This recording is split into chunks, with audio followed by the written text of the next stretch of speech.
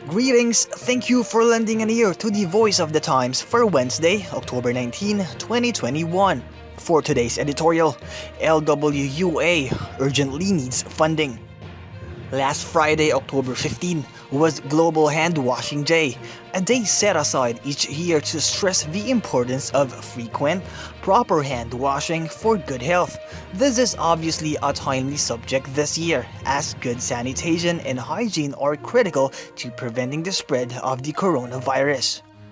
However, healthy hand washing habits are impossible without ready access to clean water, which is why the Manila Times invited Administrator Jean Mamandong of the Local Water Utilities Administration or LWUA to speak at our online forum to mark the occasion of Global Hand Washing Day. LWUA, a government-owned corporation, has the dual role of serving as a lending facility and the regulator for water districts outside Metro Manila. Mamandong was appointed in August to replace former Administrator Jesse Lapus after the latter's untimely death. Like Lapus before him, Mamandong stressed that a comprehensive overhaul of government policy is needed to carry out the mandate of providing access to adequate, safe water supplies to all Filipinos, and he put in rather blunt terms.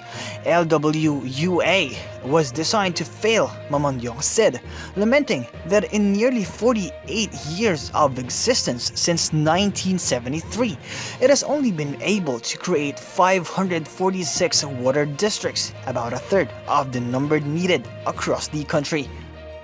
The reason for Mamandong's dire outlook is that LWUA receives no funds for its operations from the government, unlike other GOCCs that receive some subsidies to make up for what their revenue base cannot provide.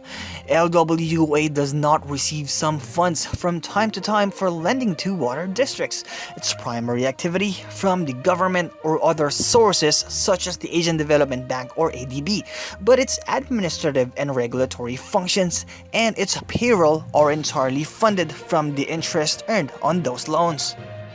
The problem is easy enough to see. If a water district is unable to pay its loans, LWUA does not receive the funds it needs to carry on with its work. Even the best case scenario in which a water district expands to fully service its coverage area, becomes financially self-sustaining, repays its loans, and has no need of any. Further loans ultimately penalizes LWUA. Likewise, the most creditworthy water districts are the ones that are the most attractive investments for private sector utilities. Once privatized, a water district is removed from LWUA's purview. It is shamefully tragic that successive administrations over nearly half a century have failed to meet what should be considered one of the most basic practical responsibilities of government, to ensure that all Filipinos have access to clean water. The duty is non-negotiable. As the late Administrator Lapus liked to point out, a person can survive indefinitely without electricity and up to 2 months without food, but only about 3 days without water. Except for its funding gap, LWUA is tailor-made to perform that duty. It is staffed, though inadequately, by qualified, experienced, and committed personnel, and is organized in a manner that efficiently carries out such activities as its limited resources allow.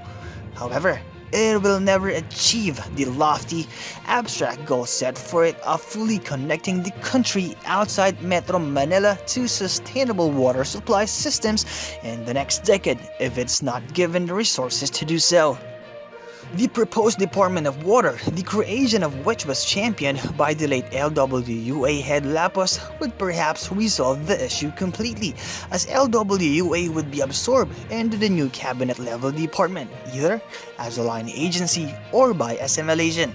Current Administrator Mamandong likewise strongly supports the creation of the Department of Water, but is realistic about its chances. It will not pass during what is left of the Duterte administration, he said. And while he is hopeful, as are we, that the measure will be prioritized by the new Congress and administration after next May's elections, there is no certainty that that will happen. In the meantime, it is vital that the government find a way to provide additional funding to LWUA for its operations.